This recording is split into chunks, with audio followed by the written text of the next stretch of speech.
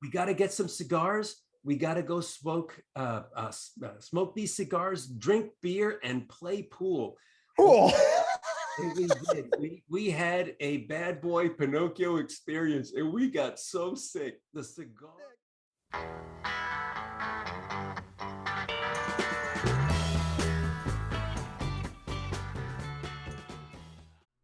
Welcome, everybody.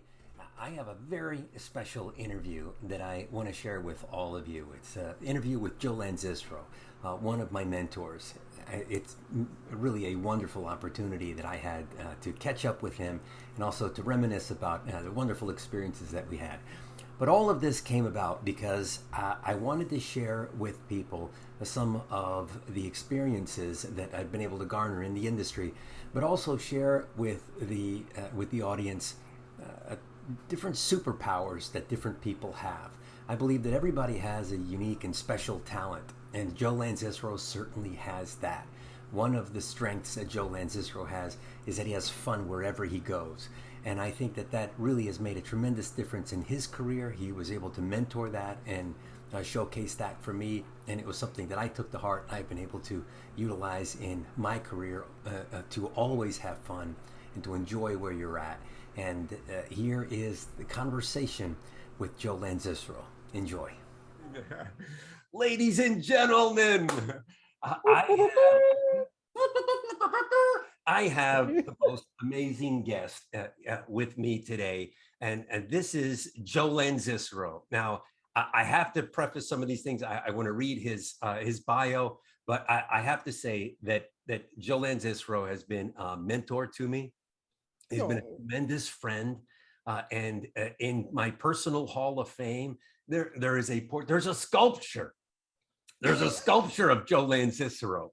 That's how important this man has been. So it's absolutely a tremendous honor to have Joe Lanzisero here and to do this interview. And I think this is a really, really, really important topic, and perhaps one of the most important topics if you're working in entertainment.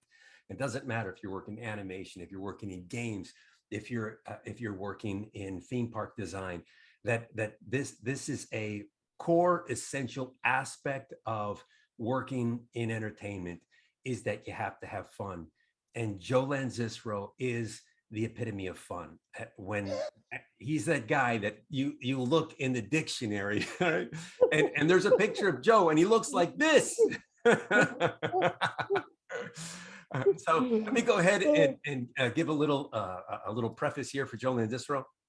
Joe is the former creative executive, senior vice president of Walt Disney Imagineering. Such a lofty, lofty title. Joe spent decades, actually over 3 decades, at the Walt Disney Company. It's an interesting thing about Joe is that Joe went to school in Cal Arts, and Joe had some very, very famous classmates, right?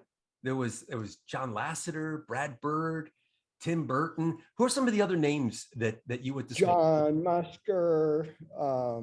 God, who else? I mean, for the people in the animation industry. Well, yeah, Mike Savino, Daryl Van Sitters. And John Tucker, was he a couple years ahead? You know what? I don't. Or did you meet John when you started animation? I met John at Walt Disney Feature Animation. Yeah. Mark Dindal was in that group. Mike Giamo, Chris Bach. I mean, we were surrounded by greatness, but we didn't realize it. We were just a bunch of nerdy kids who loved to draw and loved Disney and wanted to have, well, at least in my case, wanted to have some fun. Yeah. And when I think of that group and what a tremendous group that was, did you get the sense that there was something special? Even back then, you're like, wow, this feels really fun. This feels different.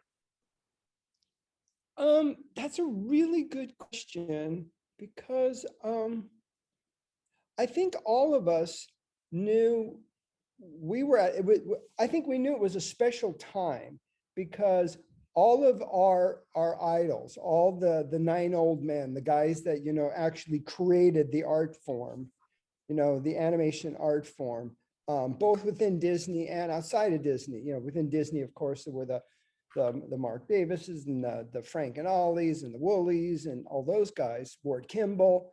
But then, you know, then even outside the industry, you know, there was like the Chuck Jones. And we all knew that these guys were kind of at the end of their career. And nobody, in fact, that's why Disney went ahead and started that program, because they actually had enough foresight to go, hey, if we want to keep this art form alive, we got to get fresh talent in there. Because by the time I got to the studio, most of the 9 old men either had retired, some of them had passed away. So I think we were more aware that it was this great opportunity and the moment in history that we were entering into this art form. But not so much that, wow, look, there's a bunch of geniuses in here. Look at these guys are gonna, you know, they're gonna change the world of animation. They're gonna change the world of art. They're gonna change everything. No, I don't think we really saw that, because That's you know we wonderful. were all hungry to learn, you Yeah. know, like most students are, you know. And but I got to tell you, Mo, I look back and I think we learned as much from each other as we did from our professors, Yeah. you know. And now looking back, at the time I didn't realize, looking back now I realized, wow, those guys were super talented. You know, everybody was kind of at the top of their class from where they came from. That was also interesting. I think, you know, each of us came from, you know, at our high school, we were like, oh, they're the best, you know, the best draw, you know, they draw the best, or, you know, they did an animated film or whatever. But then all of a sudden, you know, you get to Cal Arts, and I remember seeing John Musker's sketchbook, and I wanted to go home and break both my hands. It's like, oh my God, this guy can draw. And Jerry Reese, I don't know if you know who Jerry Reese is. He was also one of the top drafts people in the program. So yeah, the bar was raised high, but it wasn't like you were competing. You were just like, wow, I want to be as good as them. And then everybody was so collaborative and so helpful, you know, wanting to say, hey, let me see your storyboard. Let me see, hey, let me flip your scene. And there was just this great camaraderie and this great kind of collaborative desire to want everybody to work together to be great. You know what? And that's the thing about working in such things, such endeavors as animation and Yeah. theme parks, that, and also in games, you have to have collaboration.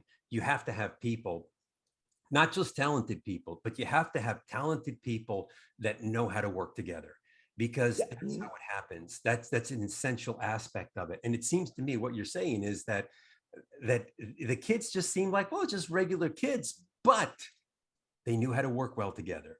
And that's where the magic started to happen. And this collaboration started to really blossom. And everyone, it was sort of like that rising tide that lifted all the boats. And that's Yeah. why you have an entire class of what appears to be geniuses. And it really is a testament to all those people that are watching this video and thinking like, well, gosh, I never had a chance to work with Tim Burton and John Musk. I don't have that. And then sometimes they think that they missed out. It's like, no, take a No, the look. guy, in fact, the guy that's sitting next to you right now may be the next Tim Burton or maybe the next John Musker. I mean, That's they were right. just, you know, so So it's and so for that important to reason, find yeah. those people around you, be able to recognize this is special. I enjoy this aspect and working with these people because they make me better than I am when I'm alone. And that they're raising that talent level. They're pulling the best out of you. Well, Marcelo, I'm going to say that about you because you know earlier I thank first off thank you for all those wonderful kind words, my friend, and I know they're from the heart, and I really appreciate. But I actually feel the same way about you. There was this period at Imagineering where it was like yourself and Don Carson and Ben Tripp, who else? But that all these guys came in who could draw like monsters. I think I always placed you at the top of the heap in terms of just Well, thank you. pure, you know, fantastic draftsmanship. You know, and I never fancied myself. I knew I wasn't a great draftsman. I always feel like I was a good communicator. Like I knew what to put down to communicate an idea, but not with the depth of, you know, articulation that you put into your drawings, or Don or Ben Tripp. But so it was during that period, Mo, where I actually saw my drawing skills take a leap up. When we were working on the Muppet ride together, I remember you would come in and show me something. I go, oh, and then I would actually go back and rework one of the drawings I was doing because Mo's drawing was so ass kicking. Seriously, I really appreciate that. It was absolutely so much fun, and again, I learned so much from you. And I know that my talent was such that, even when I was going to school, I saw that I was already starting to draw better than some of my teachers. So I always tried to figure out where what was the information that they could give me, like what, because that was going to get me to the next level. And it was something, and you did something that I didn't anticipate. And that's where I discovered your superpower. And that's what this conversation is about. It's that you're the kind of person always knew how to have fun, and how important it is to connect with that aspect of ourselves, to connect with, am I having fun? Is this fun? Is this a fun idea? Right. Is this playful? Let's have fun. Let's play. I mean, all of those things. I mean, that it was wherever I described you to somebody, and I said, being around Joe Lanzisero is like being around somebody where there's always confetti in the air. And it's so true, because I always felt like there was a lot of fun and energy and enjoyment and collaboration, and all of that was just so wonderful, and I really appreciated that. And that was the things, like I have to learn how to connect with that aspect about myself, like to find the fun, to find what was playful. And yeah, that's why I think both of us, we just really hit it off, because those two things were on a collision course, and they melded, and Toontown happened. You definitely, Mo, and I saw that in you from the start. You definitely had that kid-like wonder about you, that desire to, look for the fun in what you're doing. Absolutely. I appreciate that. All right, I'm going to keep going with your bio. We got sidetracked. Okay. Oh, gee, we haven't even gotten through the bio yet. No, I have to get back. All right, let me get back to this. All right, so, okay. you.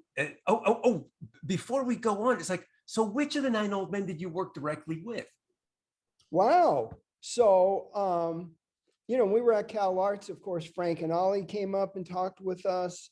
Mark Davis came and talked with us. Who else came up? Then when Walt Kimball seems like he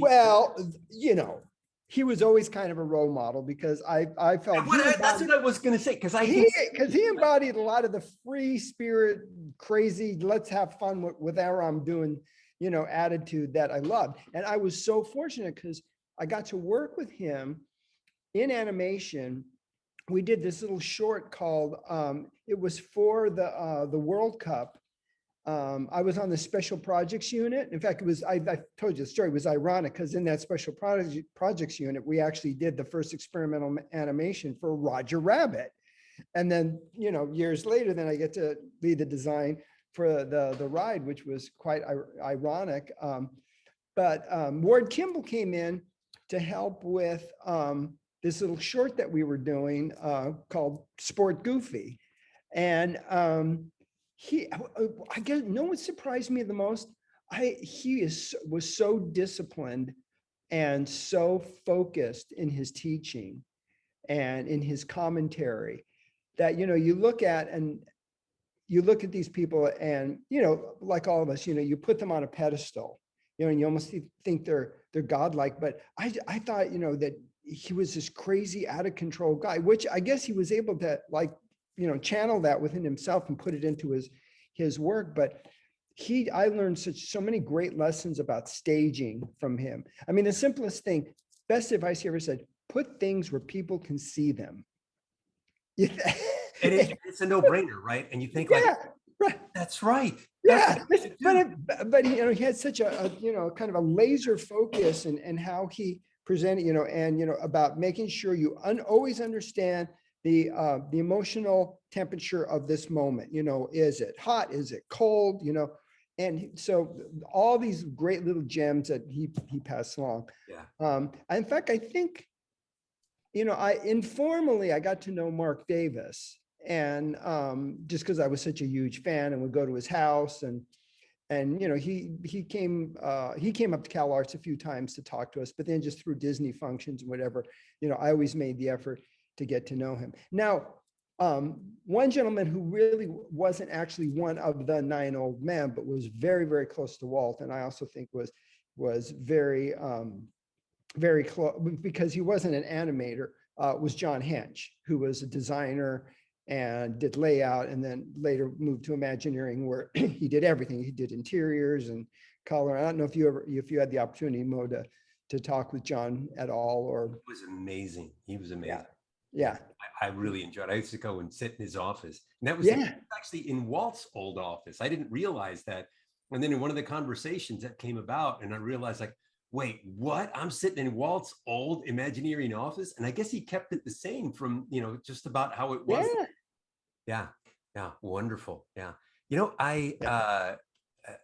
And that's what I really see this now that you're making this connection with Ward Kimball, because I don't even think we've ever talked about that influence that Ward Kimball had, and Yeah. now in retrospect we can start looking and connecting all the dots and everything.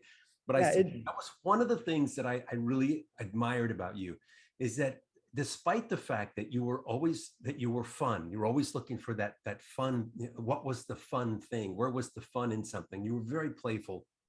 You were incredibly disciplined.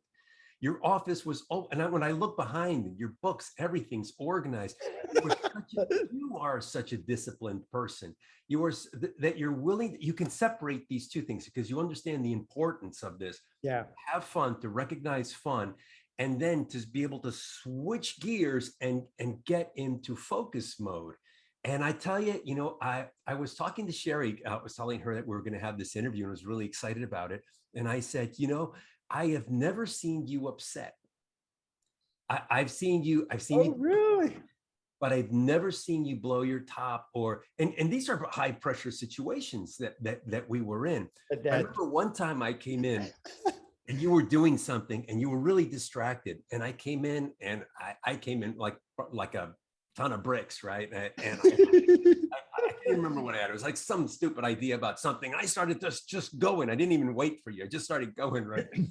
And then I stopped, and I think that you were still like trying to write something down, and then you put your pen down and you turned to me and you were holding back a smile and you said, "What is it, Mo?"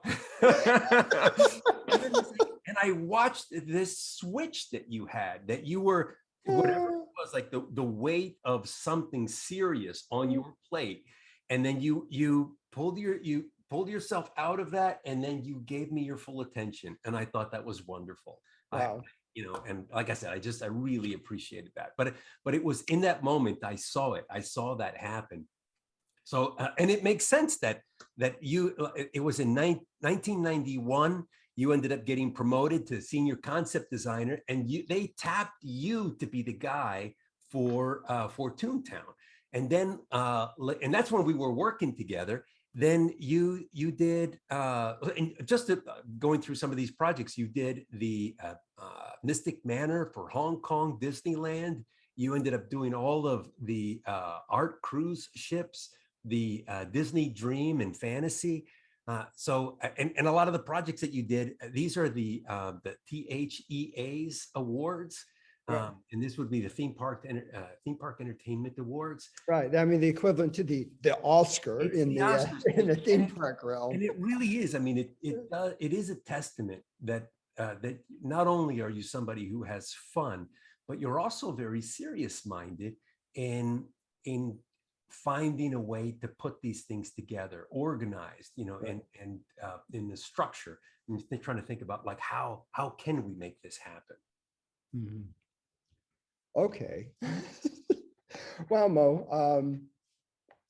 Let's go back for a second and talk a little bit about, I'm going to go back, way back, where it all started for me, where really about connecting to that part of you where, you can always go back and find that fun. And I was very, and you mentioned a moment ago, how we're at a point in our careers, well, me probably more than you, you're younger than myself, where you can go back and, as you said, you can connect the dots. Often when we're in the middle of, your career and you're doing stuff, you have some sense of continuum and continuity, knowing, well, I did this and this, I'm doing this thing now, and I hope I can do this thing there. But, now I'm really at a point where I can go back and kind of look and go, okay, oh, I see. Yeah, I did that because of that. And really going all the way back, I was blessed to have an amazing childhood. I grew up in, the late 50s and the early 60s. This was the post World War II America, post World War II world, where there was this incredible sense of optimism. Everything, we're going to go to the moon. We're going to go to the moon, right? And actually, and I think it was that optimism that fueled Walt. They talk about, well, what was one of the things that made Disneyland so unique? I mean, beyond the fact that he was the first to create these immersive environments. When you dig just a little deeper and you look at everything at Disneyland on opening day, there was a spirit of optimism in it. It was the great, the Frontierland, the great frontier. It was the optimism of people going out into the unknown and creating something new. It was Tomorrowland, of course. We're all going to be in rocket cars with jetpacks on our back, and the future is going to be, bright and happy, and, even Fantasyland was all those timeless fairy tales, but they all had a happily ever after. So the place was just infused with this optimism. So I grew up with that. And then I had two parents, I got to say, both of them were kind of kids at heart. I mean, we grew up, we did these crazy Christmas decorate. My mom was just like a nut for the holidays, decorating everything. And we would make these elaborate Christmas displays. And I think that's kind of where the germ for my wanting to go into Disney too. And the fact that I grew up, every Sunday night there was Walt on TV. And then there was Disneyland, Anaheim, just down the road. It had just opened, a couple of years prior to me being born. And I'm always quick to tell the story. I don't know if even know if you know this. My dad worked on Disneyland indirectly. So the other thing, my dad was in the arcade business. So talk about fun. How can I escape not being fun? Telling me about that. And yeah. So my go with him and deliver the arcade machines. Yeah, so my garage was like the most fun place on earth. Every kid on the block wanted to come to our garage because it was filled with arcade games. At one point, we had one, those horses that they put in front of the the supermarkets. You put the dime in and the horses bounce around. Yeah. I mean, that was my garage. So between being born into this time of optimism, having the coolest parents. My mom was part of that generation where I believe if she was alive today, well, if she was born 20 years later, she would have been an artist too, because she was always doodling and drawing and doing, like I said, doing projects. But in those days, it was more about being a housewife. The man went out and made a living, and the woman, stayed at home and raised the kids. And she did. I gotta say, she devoted herself, and she devoted herself to all my eccentricities. Oh, I want to learn how to do ventriloquism. Oh, go out and get him a ventriloquist. I want to do puppet shows. Oh, go get him puppets. And then always taking me to the art store to buy me, pastels and markers and whatever. I mean, whatever my crazy whim was, she was there to support. I want to play the drums. Well, the next Christmas, there's a drum set under the Christmas tree, and I get drum lessons. So, God love her.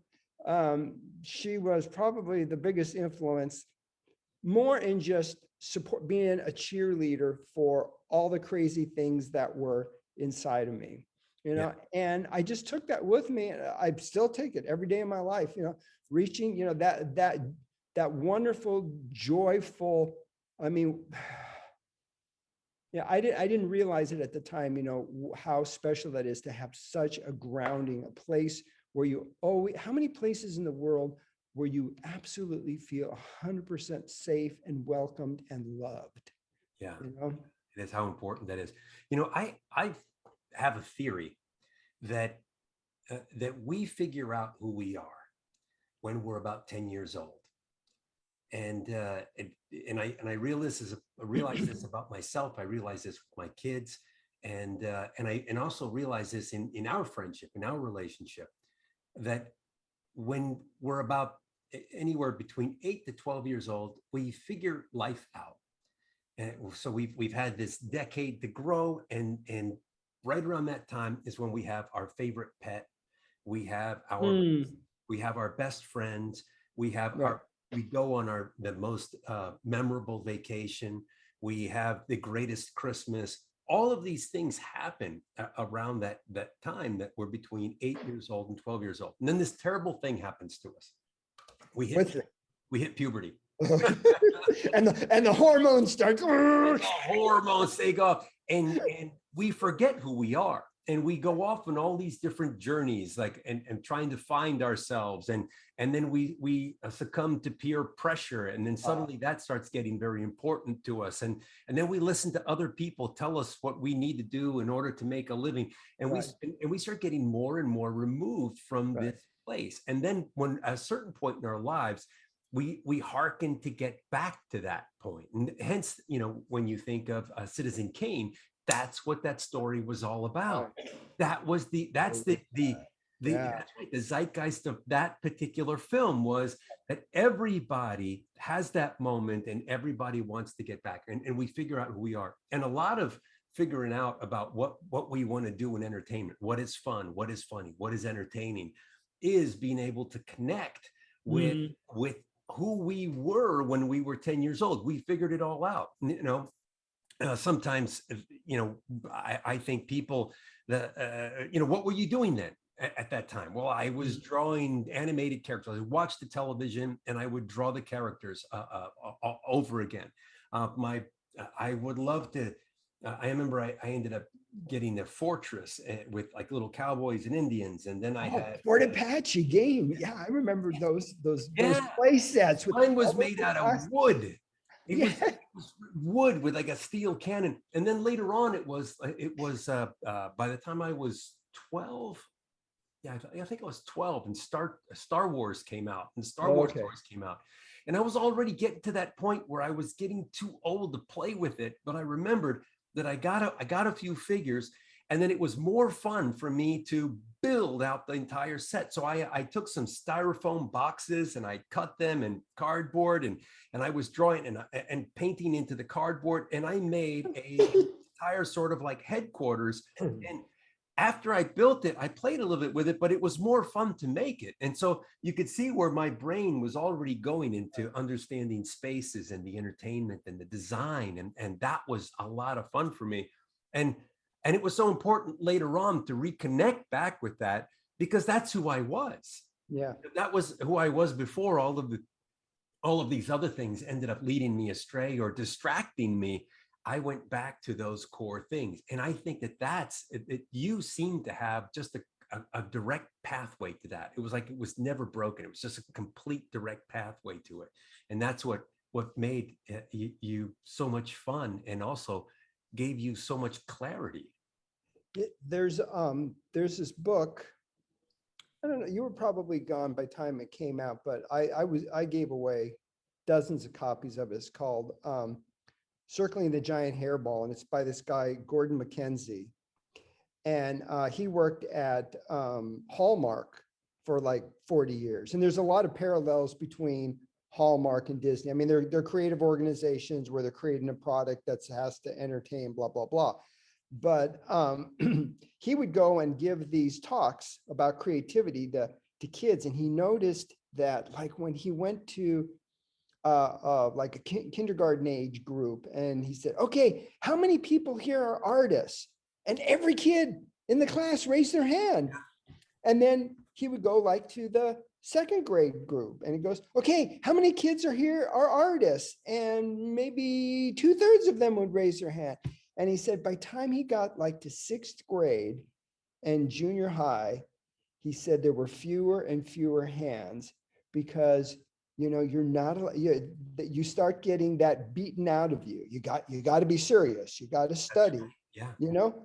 and so his whole thing was about, holding on to that. And you know what? I guess I was just fortunate. I think because the childhood and like not only the childhood, but like I said, the moment in history when I grew up was so big, you know, I couldn't let go of it. It was just in there, going to Disneyland, going to, watching the Rose Parade, watching the Disney movies. I mean, there was so much of it, and there was so much that I soaked up. Mad Magazine. I loved Mad Magazine too. And I remember what did it come out? Monthly? I couldn't wait to get the monthly Mad Magazine. And Looney Tunes. In those days, it wasn't one like today where you have 1,000 streaming channels and you can watch, a million different things. We had 5 channels on TV, and one of them, the local KTLA station, played Looney Tunes in the afternoons. Remember, Disney was only on one time a week, Yeah. right? The Wonderful World of Disney, and I always waited and it was an with hour. bated breath. Well, yeah, it was 1 hour, and whenever they did episodes either about animation or with animation or about the parks, those were the ones I couldn't wait for. I liked the True Nature ones, but it was like, oh, okay, True Nature tonight, but okay, oh great, next week it's gonna have Donald Duck in it, right? Yeah. Oh, it's so But, true. Like they take you to these amazing places around the world, and I was bummed out. Yeah, All right. I wanted to see was just the animation and the dinosaurs, and like them drawing Right. the lava puddles and things like that. Yeah, so true. But and like so Warner Brothers cartoons had a big effect on me too, because I always felt Disney was so much more mannered, Yeah. or they were still funny and there was still some craziness in it, but I mean, Bugs Bunny was, he was a deviant, he cross-dressed and he smoked cigars, and he slapped people in the face.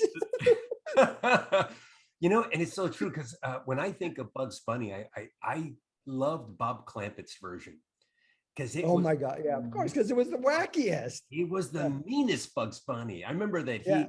he in one of the cartoons he blows up the Easter Bunny. He blows him up, and then he actually the Easter Bunny picks up the basket and leaves, and then he lights dynamite, and the fuse goes off. Waiting, and he's waiting just about the time that it was going to go off. He stops, looks at the camera, and he says, "It's the suspense that gets me." Goes back to plugging his ears. Boom! Blows up the Easter Bunny. Who would do that? I disagree. I don't think he was mean. He was deviant, he wanted to go against the grain. Oh, whatever it was. Yeah. No, it was funny. Yeah. He was such a wonderful character. I want to talk about like just some of the things that because we had a lot of fun together. Oh my God. I remember one time we'd gone out to lunch. I think we got like some submarine sandwiches, and they had this bin with these like little paper, like the little balsa wood airplanes. And I said something like, "Oh, I love those when I was a kid." And you were like, "I used to get those too." And you grabbed one, and then you were gonna get it. Let's get some. I'm like, yeah, right. Because right then it's like, that's right. We now can afford them, right? So I grabbed mine. You had yours, and then we went back to Disney. We went up to the balcony. I can't remember. It was I remember. and we were winding these up, and we were having a race to see whose plane would go the furthest. And then we had taken tape, and I had like tried to put tape on the ailerons to try and make them so like maybe if I could get it enough lift, it could go. Having a great time. And this one woman saw us, and then she got really upset. Do you remember that?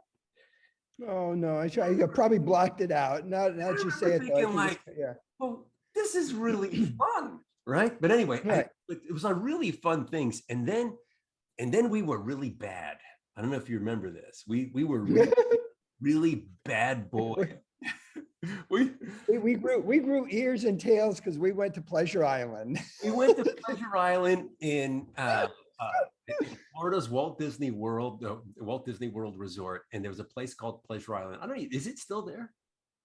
I think the physical place is there. They've since remodeled it and renamed it. I think it's now called Pleasure Island at the time. and we were going to be going to Pleasure Island. It was going to, I think it was my first or second, something like that. I think it might have been my second time because I didn't know that there was such thing as a Pleasure Island. And I said, Joe, we got to get some cigars. We got to go smoke these cigars, drink beer, and play pool. Cool. And we did. We had a bad boy Pinocchio experience, and we got so sick. The cigar, Nick, too much cigar, because the cigars were like this big, big macanudos, right? And we got so Macanudo. and then Macanudo. we had to walk back to our rooms. Our hotel. It was like, I think it was late. Maybe we missed our bus or something. And then we had to go back, and it was, I would say, close to a mile away or something. And we walked, it was like arm in arm. We were walking the whole way back. We were so darn sick. That was hilarious. And then when we got back, I did a cartoon of you with the ears and the tail. Oh man, you know what? I should have pulled that out for today.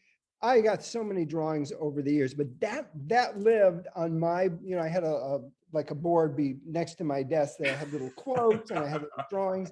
That lived on my board next to my desk for probably 2 decades. Wow, because that really happened. That happened. And I remember Ben Tripp also did a drawing of the two of us, like arm in arm. Oh yeah, and the moon was laughing.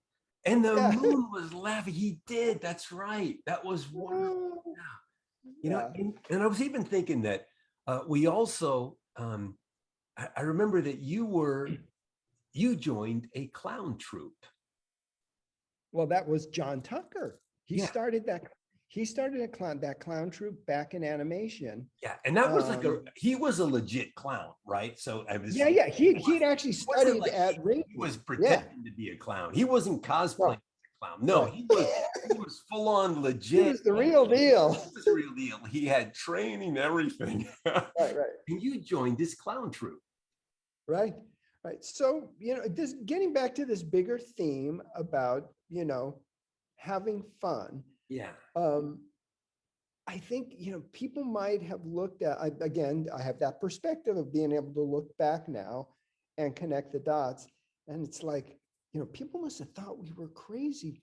We were clowning, but it was also it was a creative outlet. So much of this having fun was about celebrating creativity in some way. If you remember, we weren't just clowns. We would theme each of our clowning get-togethers like we were doctor and nurse clowns. We were baseball clowns. Yeah. We were clowns in floppy armor. I think I saw you had a picture of you, and I'm like, what is this? And he's like, oh, that you were part of this clown troupe. And I'm like, I want to be a clown.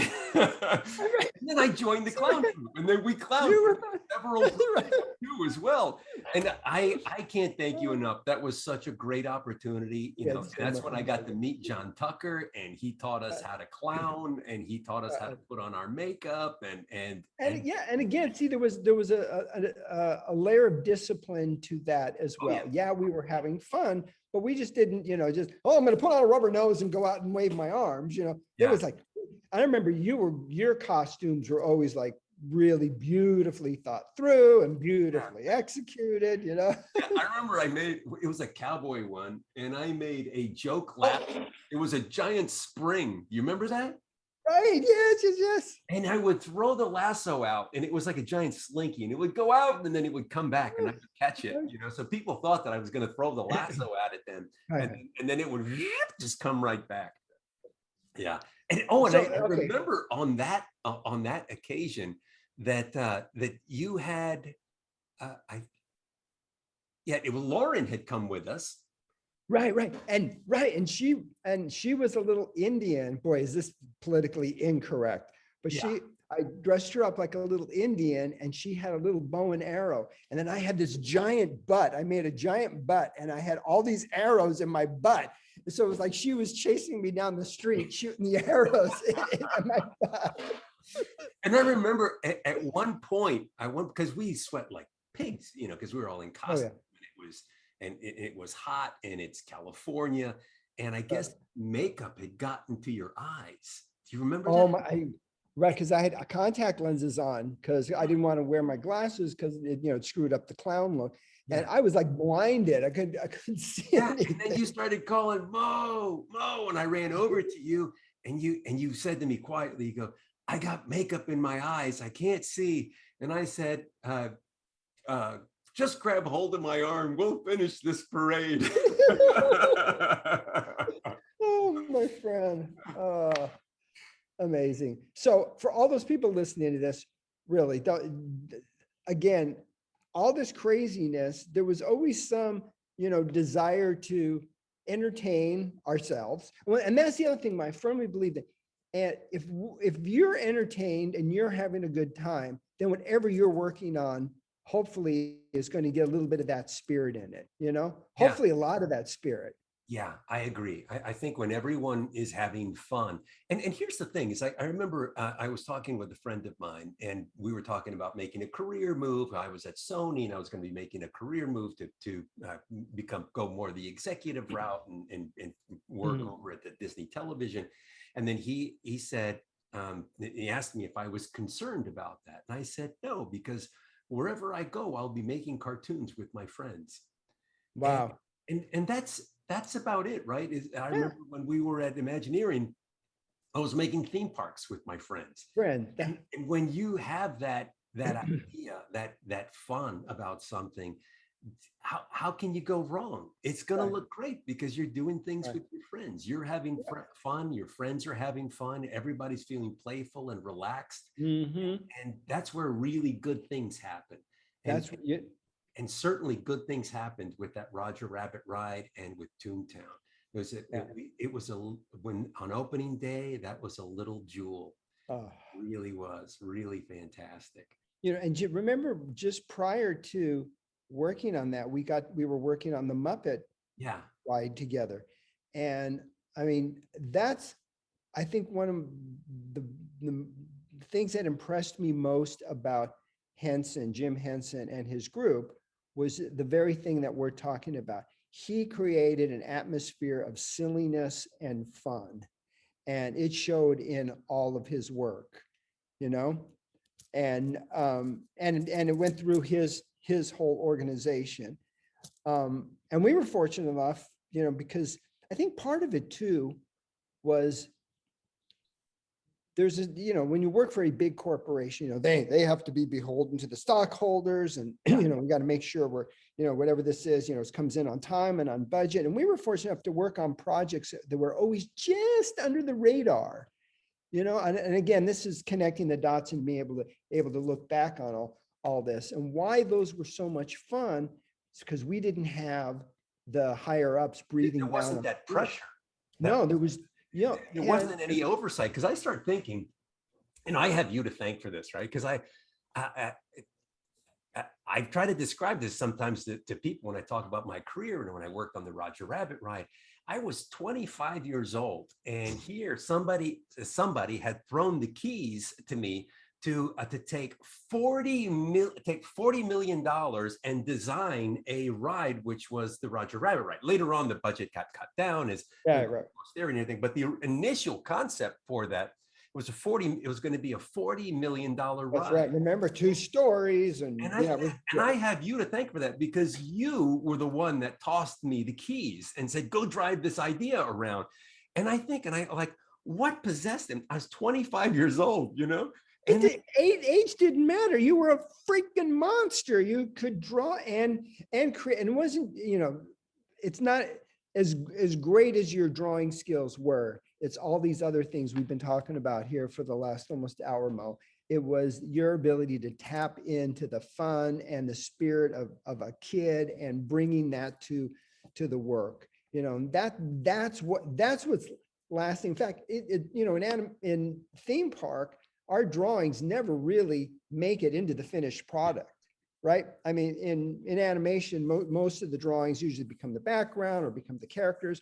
The thing in animation in theme parks, and why maybe it was a better fit for me, because like I said, I wasn't a great draftsman, but I had great ideas and I had great people that I could inspire that, and as you well have along that along the superpower Well, but, you know, so, it was more about, again, the idea is king. The drawing needs to support the idea, but the drawing doesn't necessarily end up being the thing. Now, I'm going to correct myself though, because I think so many of your drawings, and I think you actually went back and did the actual drawings for the characters that they ended up using to sculpt the characters, Yeah. and why today I go through that and go, God, those are beautiful. The backgrounds too. I remember you and Andrea Favilli did so many of the little architectural studies. In fact, I don't know if you remember this.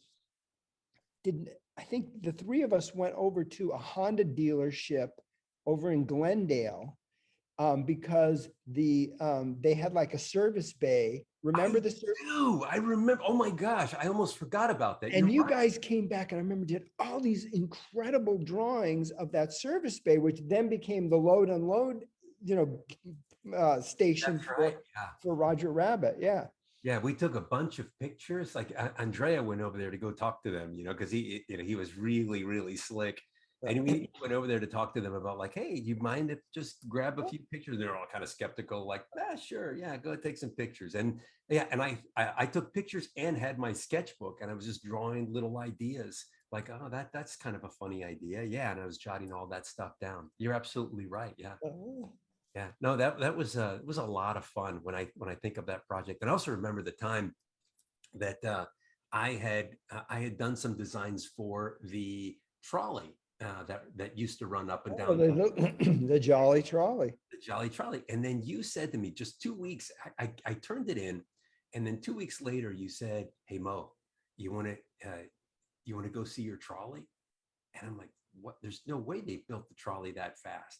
And then you said they just mocked it up. And so we went over to Tahunga, and they had created a mock-up of it. And sure enough, 2 weeks after I had designed it, there was a full-scale mock-up, all made out of like plywood And foam core, and yeah. core and Right. steel. And there it was, and we could get inside of it. And you're like, go on, get inside of it. It was amazing. Like what a wonderful time. And a lot of that happened because we didn't have that oversight. And that's Yeah. where it was more about the fun than it was about other sort of outside pressures that may have distracted us from that. And you know what, Mo? I know we're getting tight on time here, but I gotta say, as I moved up the ranks, and back when we were working together, I was still drawing, and we were still, working in the field and building things. And then, it's the Peter principle. You get moved up, and you do less and less of what you're good at doing. But I always tried to remind myself that, I've got to empower the people around me to have fun. Yeah. And it became increasingly more difficult, as the company became more and more corporate. Yeah. And the people that really knew what it meant to create what we created were either retiring or passing on. And then a new guard of mostly money people coming in, I really saw they were those people that in that book by Gordon McKenzie, who, probably around sixth grade said, "Oh, that's frivolous. I don't want to be an artist, or I'm not an artist." They might have still, artistic tendencies in themselves, but, they listened too much to those big voices that said, you got to be serious, you got to toe line. But we've been talking about today, that doesn't mean you're not disciplined. That doesn't mean you get there on time. That doesn't mean you don't study what you're doing. It doesn't mean you don't respect people and give everybody, their opportunity, and you can have fun along the way and still, be responsible. Yeah. Like, I mean, you're a perfect example of that. I always saw you as being so unbelievably disciplined. There was the fun side, and then there was the let's make it happen side, which, and that was serious minded, despite the fact that you were very playful and that you were having fun and that you were empowering people like myself and Don Carson. Don Carson was just a couple of years older than me. And again, you empowered us to have fun. And I can't thank you enough for that. Like I said, I mean, if there's uh, No, you have no idea how much in that it, Hall of but Fame of mine. your There's words are actually a gold. Joe Lanzisero wing, right? And I tell you, and I want to bring this up because I think this is important. That you gave me an unbelievable life lesson, and and it was when we had flown to New York and we had met with the Hensons, and it was a busy itinerary. We were going from place to place to place I to remember, yeah. work. And I had these ideas. I think we talked about what we were going to do when we were going to go there. We're going to go to the Empire State Building. We're going to go to the Twin Towers. We're going to do these different things.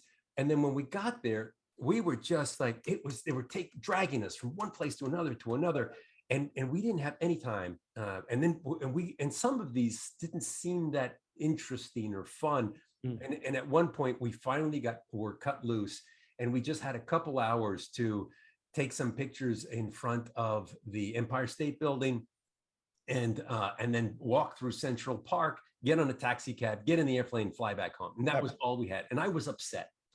I was upset and really disappointed. And then you said to me, it was one of those life lessons. And you said, because you realized that I was upset, and you said, Mo, we're in New York.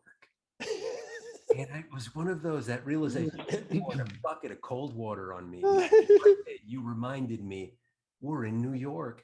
And how many times that in my life I've had, whether it's a level of disappointment, because there's an illusion about that expectation that you have for something. Right. And sometimes you don't get it exactly how you wanted it, but that doesn't mean that it's not special. And then here I was pouting, and I was in New York. And I think what we did is that we went and we said, well, like, okay, we're in New York. Let's go get some New York style pizza. Ah, Did that, and we went straight from the pizza parlor to the cab to the airport, and we flew back. right. It was amazing. And I so thank you, because that has been such a tremendous life lesson for me, that I needed that. That's my Joe Lanzisero mentor moment to remind me that sometimes that look around and you realize that really special things are happening. And just because you're upset, sometimes if you're upset, you'll miss out. Right. You'll miss out on this really wonderful thing that's happening. And had I allowed that to happen, I would have missed out on the fact that we were in New York. Yeah. And that was unbelievable. That was so wonderful. But I thank you, Joe, for taking this time, sitting with me. Your words are golden, and just we're the last to see ourselves. People around us often, and I say this, I always felt like people saw more in me than I saw in myself. And maybe I saw that in you too. Maybe for a moment I saw more in you than you saw in yourself, because we were having some conversations, prior to doing this, and you had that childlike craziness, that childlike wonder in you too. So sometimes, it's like going back to that, the kids at Cal Arts, it was just about, seeing each other and seeing what each other could do, and then being able to help them or help each other pull that out of them in some way, and celebrating, the essence of who we are. And sometimes, like I said, sometimes, you talk about these things that I did, and at the time, I didn't think about like I'm mentoring Mo. No, this guy is an incredible artist. He's got all these great ideas. He's fun to be with. Okay, he's the guy that I want to have on my team, and it was true with so many others. And as we said earlier too, I think, that like-mindedness, finding people with that like-mindedness. And as you say, it raises the tide. All the boats rise because of that. Yeah, and so you've gone from where you were your title is the creative executive senior vice president of Walt Disney Imagineering, and then now it's like, where do you go from there?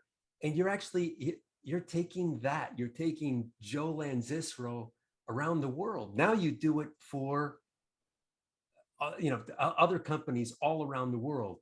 Tell us just, I know we're running out of time here. Okay. Just a little bit of time, or just explain some of the things that you're doing now, and where you're taking these ideas, this fun, this Joe Lanzisero confetti, and And you're spreading it around the world. Oh, thanks, Mo. Yeah, yeah, I don't want to get into any of the details, but yeah, I've been fortunate, that Disney calling card opens up doors for you. I don't think I've actually really had to look for any kind of gigs. They usually come to me, and fortunately, I can kind of, knock on wood, I can kind of pick and choose what I Yeah. want to do. And I'm enjoying right now those things where I can apply, the thinking that we use to create theme park attractions or even an animated film, and apply it in different arenas. I've had crazy consulting things like working for Whirlpool, helping them, get in touch with what is their story? How do they better communicate their story? I just, I did a thing with this company called But I would Core. imagine that probably blows their mind. Yeah, well, that's just it. Because we have the secret sauce, and the secret sauce is knowing how to tap into emotions. Yeah. That's what we did. That's what we do But in the thing is, animation and you theme stood parks. out. Here's the thing: is that it's not that you have the secret sauce because you worked at Disney. No, you stood out when you were at Disney. That's the kind of talent that you've always been. So I would imagine having that and then being able to share that, and then talking to companies like Whirlpool or like some of these other places throughout the world, that different corporations that you're talking to. Like I said, it must blow their minds to just to tell them about themselves, things that they aren't even aware of. Right. Yeah. They just need help making the connection.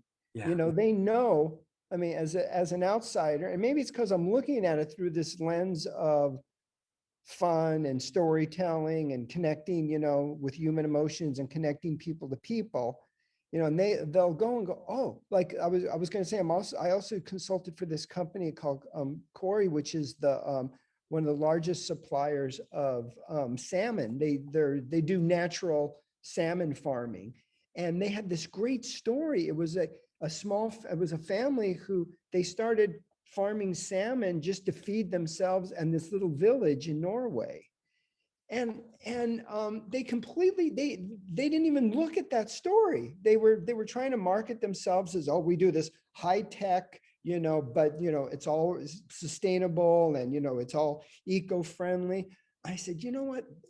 That's hard to get excited about or to get people to feel warm and fuzzy about. I go, you guys fed your village. You did this because it was about family and feeding other human beings. I go, that's your story core. Yeah. And they took that, and now they did, and it was fun because the first thing they did with it, they did a little clay animation commercial, which I also encouraged them. I said, because it's so handmade. I mean, it's about, it's not CG animation, clay animation is handmade. And it's just like what you guys did, you fixed the nets, and you created the pens. And I go, and yeah, so often it's like these people, they've got the story. They need to have somebody to tell them how to connect into that story and bring it to life. Wow. It just sounds like you're having so much fun. I am, and And then getting I, this. and then I look like you're all around the world. Like I guess you've got a house in Spain. You're traveling to different parts around the world. I know. I have an amazing What a life, but what a life. What a life. yeah. And you so richly deserved. I mean, when I think Thank you, my that friend. Thank what you. what you've been able to do not only at Disney, but the mentorship that you've given so many people, including myself. Mm. You really are a very special person, and I feel so fortunate to have you in my life and to have this opportunity to share this with other people as well. The feelings are absolutely mutual, Mo. Absolutely mutual. Yeah. And you've done amazing things. And that's the other thing, all the people, by doing what you're doing right now, talking to me and giving it back to the universe, that speaks volumes to you, because, you know that there's these special people and these special lessons that need to be heard, and people are going to benefit from. So that's why I think it's like looking at myself too, at this point in my life, it's about the continuum. We were given these opportunities, we learned things, we made mistakes along the way.